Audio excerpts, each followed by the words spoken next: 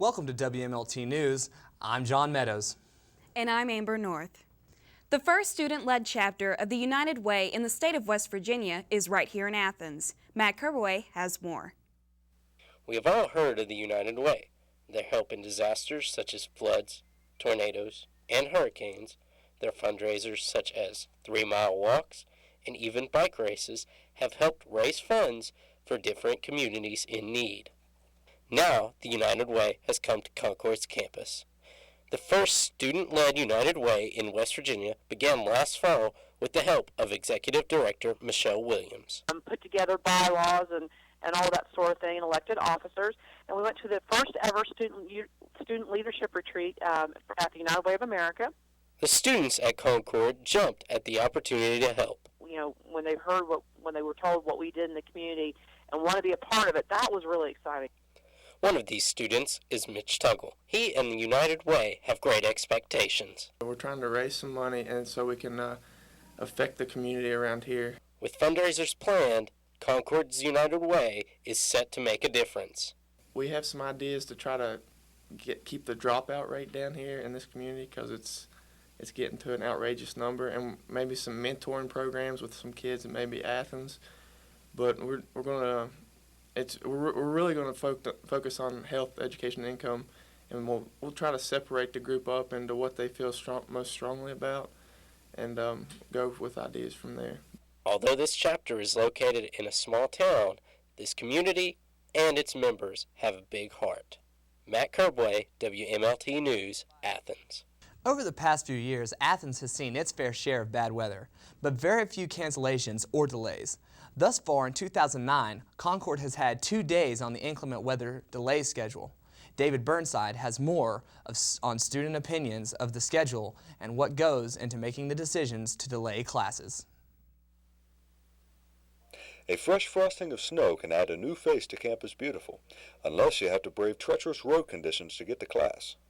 The inclement weather schedule, it's just inaccurate. I wish it fit my schedule better. There are days where we have no snow and we have inclement weather, and I look outside and I'm like, why? I can understand how the roads may be icy, and then there's days where I see snow coming up to my knees and I'm like, still got to go to class. I feel that the inclement weather system is appropriate. We had one this morning and it was 2 hours, and it gave us plenty of time for the snow to melt and make it to class safe. A few factors decide whether the university will be placed on the inclement weather schedule. Anita Moody, who has been involved in the process since 1999, gives some guidelines. Generally, if it's 2 inches or fewer, generally the roads will be okay.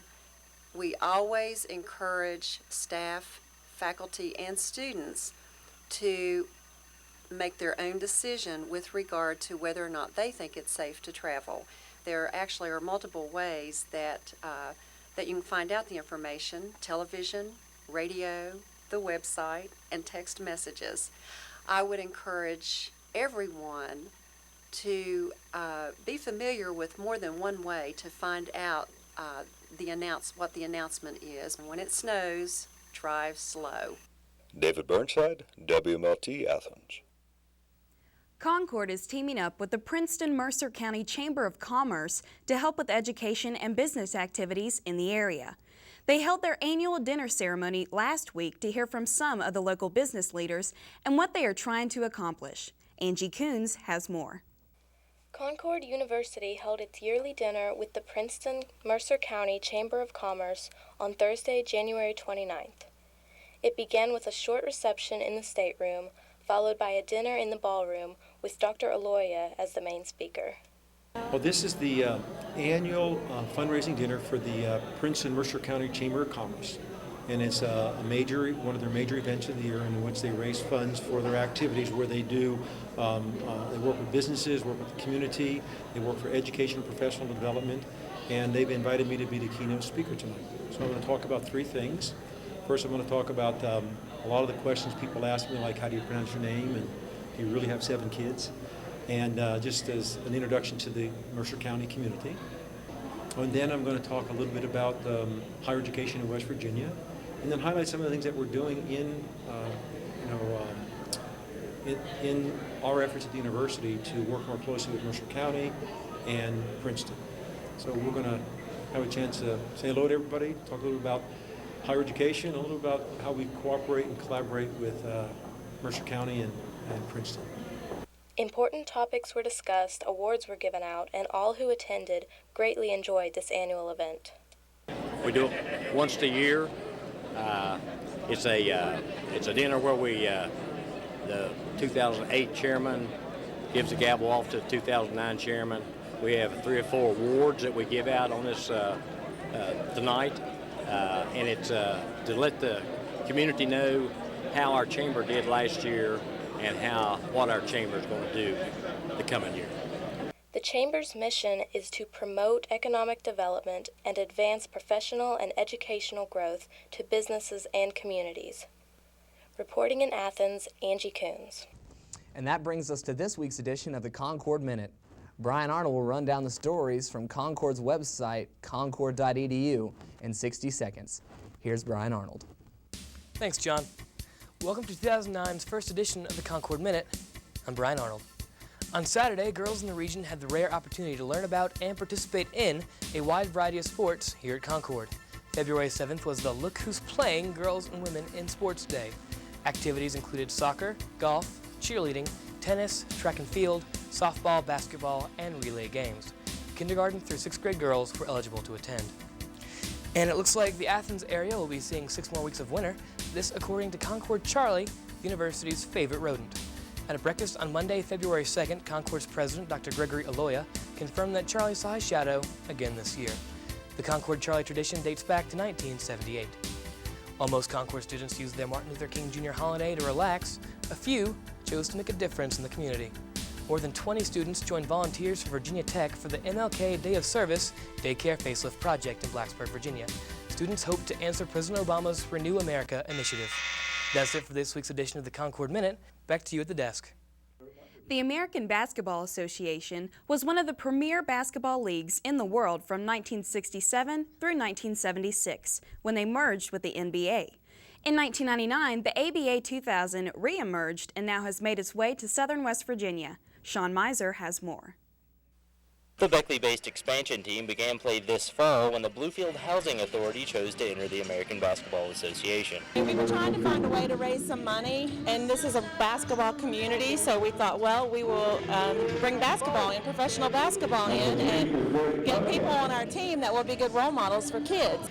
It just worked out that the ABA was willing to let us in for just a fraction of the cost they normally charge people to join the league because they liked our mission. They liked what we were going to do. So we like the ABA. They're fun. They have some exciting rules, and we're glad we can bring professional basketball to southern West Virginia. The Blazers struggled early on, but are beginning to find their form with a roster composed of locally based players like Concord graduate Chris Nichols. Well, at first it was real tough for us because we just started in October and the season started in December. So having 2 months to get ready for the season is real tough. Considering most of the guys haven't been playing basketball, but we've won 4 out of our last 6 games, put us at 4-9, so it shows you what the first of the season was like. On Monday night, the Blazers were set to face the Tri-City Racers, another ABA squad, but weather concerns led to a cancellation, and the Blazers facing a familiar foe, the ESPN Radio Drug-Free All-Stars. But in this game, the performance on the court wasn't nearly as important as what these players could help prevent off the court, right? The young men on our team, they do lots of things in the schools. They're in schools with the All-Stars, and they do lots of things with kids. In the evenings, they do kids camps. They go to different schools, different church groups, and talk to kids about tobacco prevention and drug prevention, crime prevention, and encourage them to stay active in their studies and academics. The Blazers share a common mission with the Drug-Free All-Stars, a team made up of members of local media and law enforcement. Well, one of the things that we've seen over the last few years is we've got to give kids something to do and something that they can look up to and be proud of. And when we started the All-Star team 4 years ago, we knew we wanted to give something back to the community, and it just seemed to fit. ESPN Radio has been very gracious to come forward and be a good sponsor of ours. And, we just want to make sure that the kids understand that there are mentors and good mentors in life, and we want them to have that and kind of go forward with a good positive message. Here we've got this adult team that's coming out and getting the message to the community, and we get in with the kids, so it gives a good unified message all across the whole front. The game ended after some crafty work from the scoreboard operator, tied at 136. From Beckley, Sean Miser, WMLT. Concord just beat Bluefield State for the 8th straight time. Students turned out on a snowy Monday night at the Carter Center as Concord faced cross-county rival Bluefield State. It was Concord's second win over Bluefield this season. The Mountain Lions beat the Big Blues by over 30 points. Concord's own Matt Parker led the Mountain Lions with 21 points in their dominance over Bluefield. The Mountain Lions will meet the Blues one last time on February 28th at the Ned Schott Gymnasium in Bluefield. Next week in sports, we will introduce you to Concord's new head football coach, Mike Keller, and give you a preview of the baseball team who will enter the season ranked 6th in the Atlantic region. Every few years, Concord theater students are required to do a directorial capstone where they have to put on a 30 to 45-minute show of their choosing. Larry Fares is one of these graduating theater students. There are 8 different directors, 8 different shows, and I want to say there's about 35 different possible parts, so we really need as many people to come out as we possibly can. Big auditions February the 12th, which is a Thursday at 6 p.m. in the H.C. Paul Theater. That's the small theater for those of you that don't know. The Chuck Mathena Center in Princeton is promoting the spread of West Virginia along with world culture in their exhibits and performances. Their current featured artist is photographer and environmentalist G.P. Cooper. Rachel Lucas has more. The Chuck Mathena Center in Princeton, West Virginia is currently displaying a photography exhibit in their Rotunda Gallery, featuring works by landscape photographer G.P. Cooper. Even though there is incredible artwork all over the country, we really want to showcase what can be done here locally. And so it was a little bit of both. We knew that he was an artist in the Lewisburg area, and so we contacted him. He was gracious enough. There is a very tedious process that any artist has to go through to have their work featured here. And so we contacted him and asked if he would be interested in beginning that process. He did, and so then after several months of negotiations and back and forth through all the works that have to be done, it was confirmed. Previously, Cooper worked as a professor of environmental health and has continued his public environmental conservation efforts through his photographs. His exhibit will be displayed through March 22nd, and some photographs are even available for purchase. Here at CMC, G.P. Cooper is giving outsiders an inside look at a picture-perfect West Virginia. He is not a native West Virginian, but when he came to this area, he understood the beauty and the creativity that laid within just the surroundings. And so I think what is so special about his work is that he really takes what he sees in West Virginia and beautifies it in a way that is very hard for, I think, the normal eye to do.